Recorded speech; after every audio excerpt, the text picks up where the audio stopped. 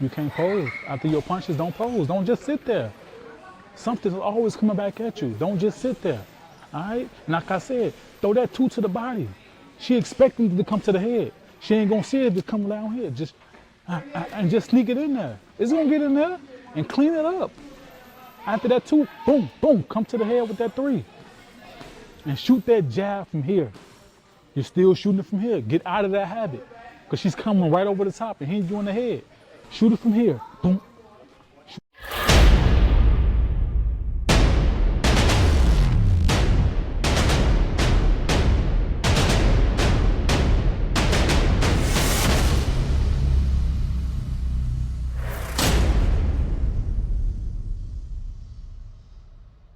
All the same. Hey, ain't no need for what do you call it? Second guessing. Yeah, that definitely, and also ain't no need for the bloopers, roll the bloopers. You know what I'm saying? Straight up. You know how we keep it funky. This is Outside outside the ring. You dig? Yes, sir. with the said ag note. And like I said, if y'all don't see him on camera, you know he's off camera, Mister Big Billions. My boy Billion Dollar B man. You know what I'm saying? Yo. Y'all know what's going on. But I am your host with the most, the big stepper, Mr. Cedric Agnew. You dig? And we finna keep it rocking, keep it rolling, man. This is just a little what we call this? This is something for the amateurs, something for the professionals, just something for those curious minds out there. You know what I'm saying? Who just wondering, man. You know what I'm saying, like, about this coaching, about this boxing business, and the things that goes on in it and around it. You did. Yo, when when when you were a professional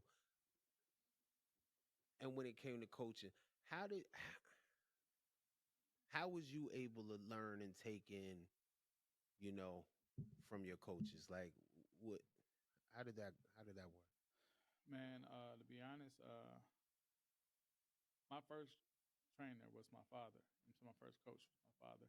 Uh, and over the years, you know what I'm saying, throughout the amateurs, I had, ooh, how many coaches I had as an amateur? One, two,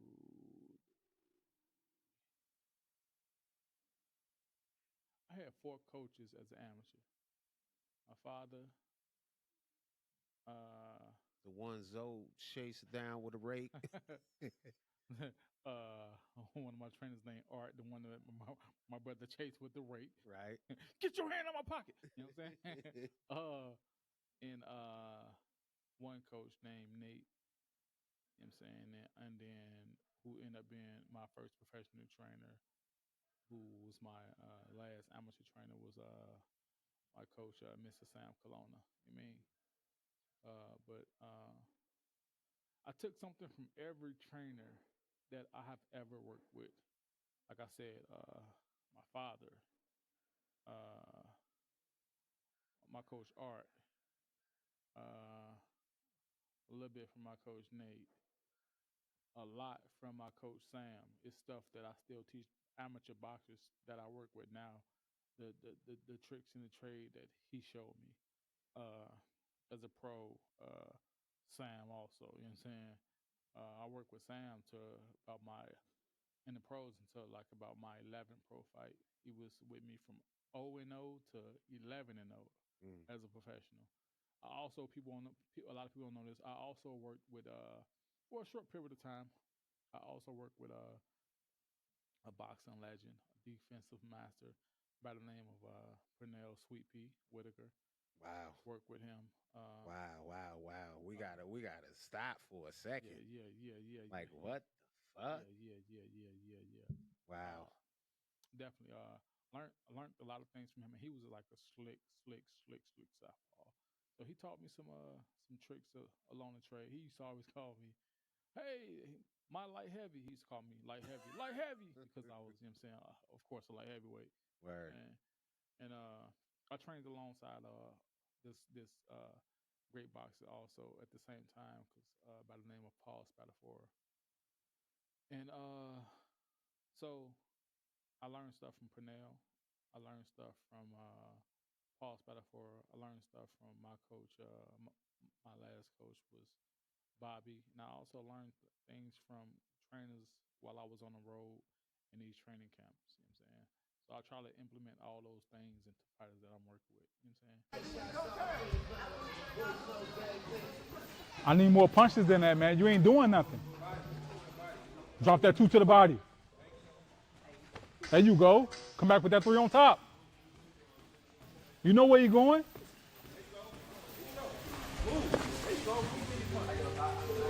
So if a kid comes to you and he's like, man, he's not athletic, never boxed, but he's like, man, I want to box. Right. How do you go about training this kid? Uh, my my first thing I teach kids is everything start in the feet. You know what I'm saying? I teach them that boxing it starts in the feet. Okay. You know, because your feet. I look at your feet as your first line of defense. If you need to get in there and get yours off, you know what I'm saying, your feet gonna take you there. If you need to get out because you're in trouble, your feet gonna take you there. You know what I'm Right. saying? So it starts in the feet. I started to develop them a solid foundation, then build from there. What if they ain't got no kind of coordination? They like real awkward and shit. And that's nothing wrong with being awkward. You know what I'm saying? We had some great champions that was awkward. You know what I'm saying? Mm, It didn't look pretty, but at the end of the day, they it got got the the job job done. done. Yeah. So I will just continue to drill those things in their head and Repetition. have them working countless days and countless hours of that same drill. It's gonna get boring to them because it got boring to me. Word. Days and days and days and weeks and weeks and weeks working that same thing until they get it right. Right. I mean, and then like I said, we constantly build from there. Do do they have to have a passion and desire for it, or will that come in time? I would say yeah, it will have to start. It will have to start with having a passion for it. Right. I can't speak for everybody, but I can say at least for me, I have to start with having a passion for it because I was passionate about uh, being a boxer. You know what I'm saying? And I'm also passionate about being a coach slash teacher. Let your hands go. No hesitating. Don't get down on yourself for nothing. We ain't coming to cry. We came here to work. Don't feel sorry for yourself. I told you, it's okay to get tired in the gym. It's not okay to get tired in the fight. So work. You know what I'm saying? Right. In this sport. So yes, you would have to have a passion for it because what's making you do it? You know Mm, what I'm saying? What's making you do it? Because once that, like, if you say something like, "Man, cause my friend's doing it," no, you shouldn't be doing this then because right. at the end of the day, a lot of people in this game don't make it. Mm, So what you gonna do once you get like if let's just say hypothetically speaking, if you're doing it because your friend doing it and you want to do it with them, but when that friend getting throwing some heat, that friend quit, you gonna quit too? right. What you doing it for? You know what I'm saying? Do you think like a passion, a desire could be built for it through like maybe the coach's techniques and how he, the energy that he brings to the student? I will say, in my opinion, pardon me one second. Uh, I don't know. I will say, like, I mean, this is just me personally. I will say, uh, like I said, this is just me personally. This is just me. Right. Everybody else might be different. I will say no, but a deeper love can grow forward with the countless, like I said, the countless hours of repetition of that same drill, and then them seeing themselves just getting Better, better, better, progressing. and Yeah. better, and then they started here with the opposition that they started with. Now they seeing the countless hours, and they're just elevating their game. And the people that they started with are still down here, and they just surpass them. They get, they just grow, Confidence build. Yeah. yeah, and they just grow a deeper love for it. True that. Um, do kids, can they do like, say, like my daughter was doing taekwondo, basketball, boxing. You think they should just focus on one thing, or do you think kids can, you know what I'm saying, do a bunch of different sports? Because like I've heard like basketball players who were playing football and stuff as well, or Yeah. multiple sports. I What's mean, your thoughts on that? to each his own. I mean, Right, if you have that tenacity within inside yourself and that grit and that grind and that determination and that motivation to do multiple sports right, and give both of these or all three of these sports you're all that same intensity, word, that 100%, hey, go for it. You know what I'm saying? But if you know you're lacking at this or you're lacking at that in one of these sports because this other one is just pulling too hard, or this other one's not pulling enough, I'm saying then you gotta let one go. right, You gotta let one go. You know what I'm saying? Like if you can't do it, you can't do it. right, Then don't kill your body to try to do both, and you just look ass at both of them. No, put one of them down right, and try to give it your all at one and see how good you do at that one. right, You know what I mean? word. What do you think about like I knew one coach, you know what I'm saying? But that came with a certain vibration that kind of you know just wasn't, to me it personally wasn't good for the kids. What's your thoughts on that? Oh, I mean, all coaches are different. Right. You have some coaches out there who are really who was really taught by the old heads. You know what I'm saying? Yeah, And yeah. and who really absorbed and sucked up the game and took it all in and learned and they have went on to teach these you know this art to future boxers, future professionals, and have done great things. But you also have some coaches who call themselves coaches, but they're really trainers.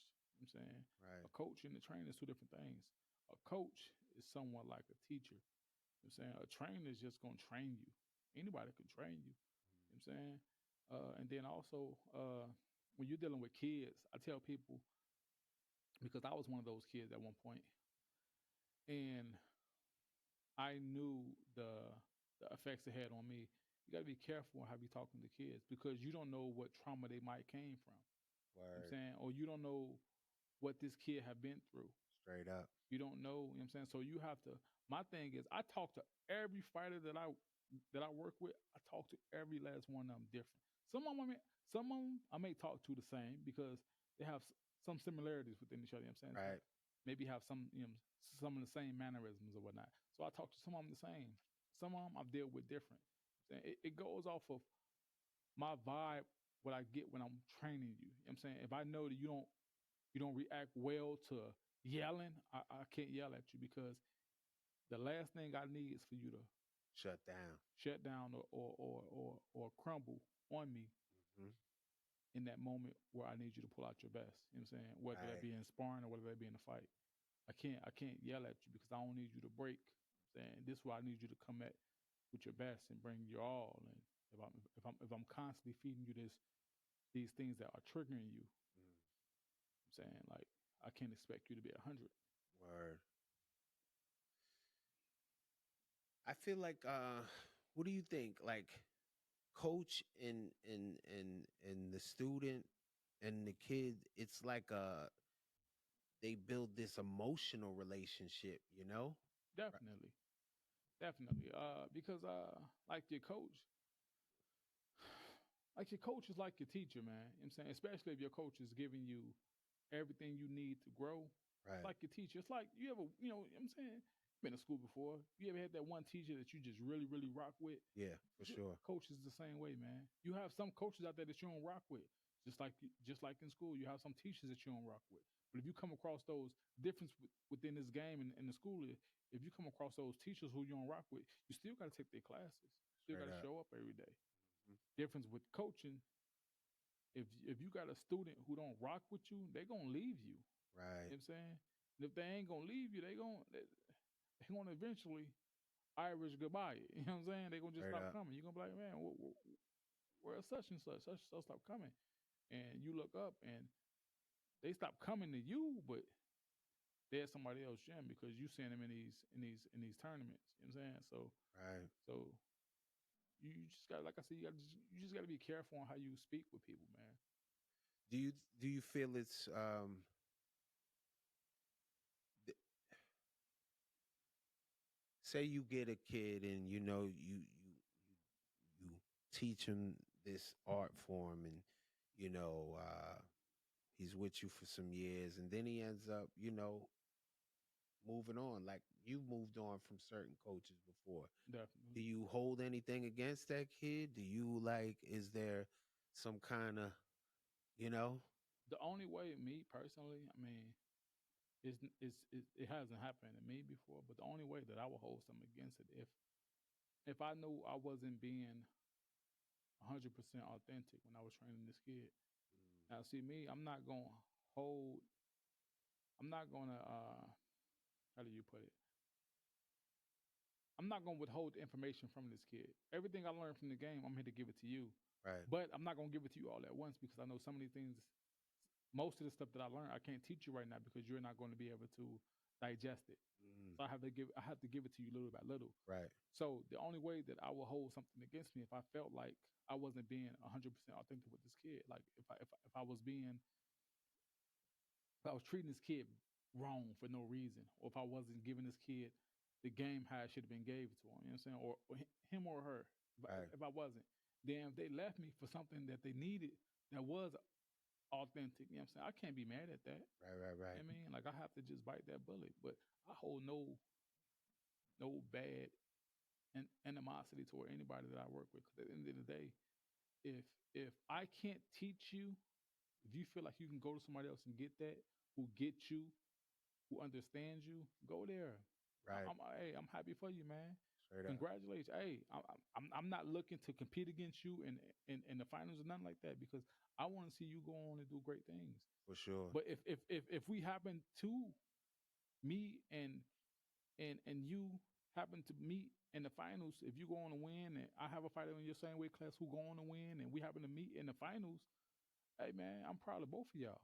Straight You up. know what I'm saying? Win or lose, I'm still proud of you got there. You know what I'm saying? But you got there without me, but you got there with somebody who understood you Right. at the time that I felt like, you know, I didn't understand you, but and no, I don't hold that against you. You know what I mean? Yeah, I like how you put that, like that's someone that understood you Yeah, because like it is like a communication all right. between the coach and the student. Yeah, definitely. There's got to be like that language and if one's speaking one language and the other one's speaking another, then Yeah. that student really ain't going to learn nothing. Yeah, definitely. Because I don't train kids how I fought. Now I give them some of the tricks and the trade that I used when I was in that fighting, but I I mainly base it off of, like I said, the energy I get from these kids when I'm working with them. The feeling, Mhm. if I feel like this is a cocky ass kid, Yeah. don't stop being cocky. If that's 100% authentically you, Mhm. man, be that. Word. You know what I'm saying? Be that. Don't let nobody tell you stop being that. Mm. Don't let nobody tell you you need to be more humble. No, if that's you, be that. Right. Ali was cocky. Mayweather was cocky. Roy Jones was cocky. You know what I'm saying? Manny Pacquiao, he was more subtle, more humble. You know what I'm saying? Yeah. But hey, being cocky, being humble, both of them can get the job done. Straight up. It's all about just getting the job done. So Right. if that's you being flashy or if that's you being tucked away in your cocoon, you know what I'm saying? Hey, be you. So you got to basically feed to the personalities that these kids are then. Definitely. I mean, if you don't, you know what I'm saying? Like, how can you understand them? Mm. You got to understand them, man. You got to reach these kids. Right. I mean, I talk to these kids, I joke with these kids, but I'm also I let them know when it's time to get serious, time to get serious. Straight up. I'm not gonna sit there and tell you, you know what I'm saying, like in the fight, because certain coaches don't know because they have never been in that moment. But I tell the fighters that I work with, one thing you're gonna really, if you in here BSing, one thing you're gonna really hate is when you take that loss. Mm, Cause you're gonna feel like you took that loss alone. And it's gonna feel like ain't nobody there to support you in it. mm, And you're gonna feel low. When I say low, you're gonna feel real low, man. You don't want to feel that. You don't want to get that. So the best thing you could do to prevent yourself from ever feeling that is work your ass off. Ain't nothing wrong with getting, if you in that sparring, ain't nothing wrong with getting tired in the ring. You're supposed to get tired in here. right. You're supposed to get tired in here. If we're out there running on the track, running on this treadmill, you're supposed to get tired. We're building. Right. So in that process of building, you're gonna have some mistakes. We're here to correct all that. What I don't want you to get tired at or don't make mistakes at is when you in the ring on fight night. Right. We come here to show the world what we've been perfecting. Straight Now up. it's time to show them. Mm, But while we training, no, get tired. Come out that ring, roll out if you have to. Exhausted. Come off the bed, tired, drenched in sweat. I mm. want to see you doing that. I want to see you busting your ass. I want to see you working. You know what I'm saying? Because we're perfecting something. We're working. We're building. You know what I mean? Man, uh, these like you've been working with Soul. You can't pose. After your punches, don't pose. Don't just sit there. Something's always coming back at you. Don't just sit there. All right? And like I said, throw that two to the body. She expecting it to come to the head. She ain't gonna see it to come down here. Just and just sneak it in there. It's gonna get in there and clean it up. After that two, boom, boom, come to the head with that three. And shoot that jab from here. You're still shooting it from here. Get out of that habit. Because she's coming right over the top and hitting you in the head. Shoot it from here. Boom. Yeah, definitely. And I don't I I'm like starting to think like I don't know cuz it's like she had this desire for it, but now it's like I don't know if she's doing it for me, if she's doing it just to do it. So it's like I don't know.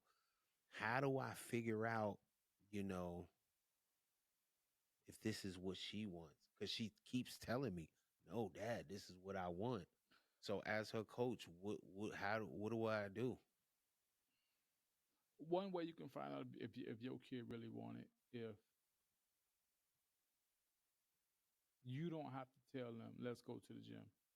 If they ever ask you, I don't care if it's one time out the week, if they ever ask you, Dad, are we going to the gym? You know they want to do it. She said that before. Yeah, Yeah. you know they want to do it. Because at the end of the day, if you don't want to do it, nobody want to willingly just get punched in the damn face, man. Double soul, double. Put that two behind it.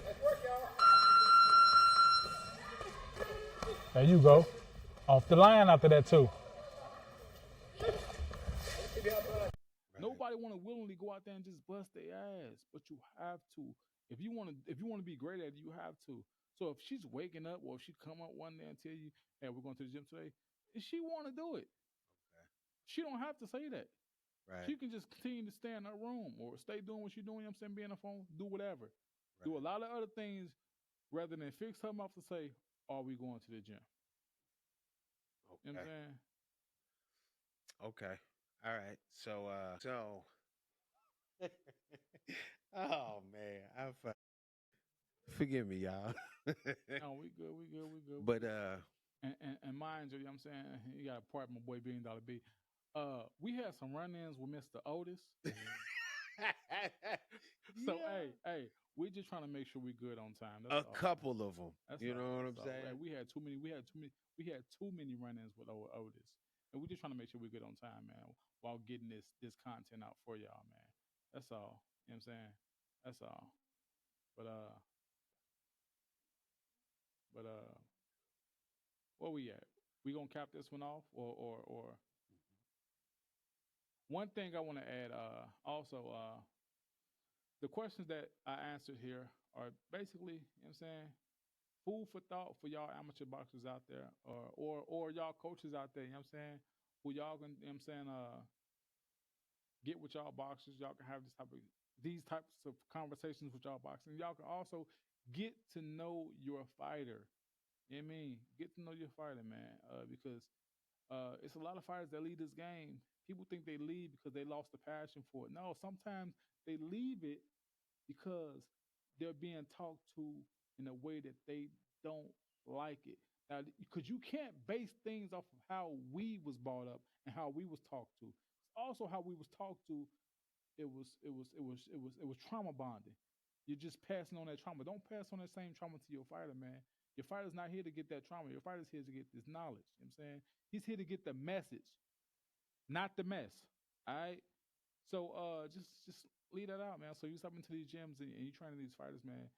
Give them, give them, give them gyms, man. You know what I'm saying?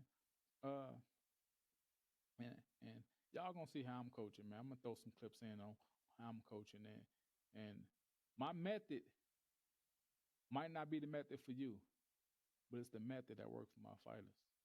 Until next time, y'all know what it is, man. It's outside the ring. You dig? 2. Good. Drop that 2. Roll. There you go. 1. 1. 1. Take a small step back. Drop that 2. There you go. 1. 1, 3, 2. 1, 3, 2. 1, 3, 2. Hey, this ain't a hard decision to make. It's Beyond the Gloves podcast.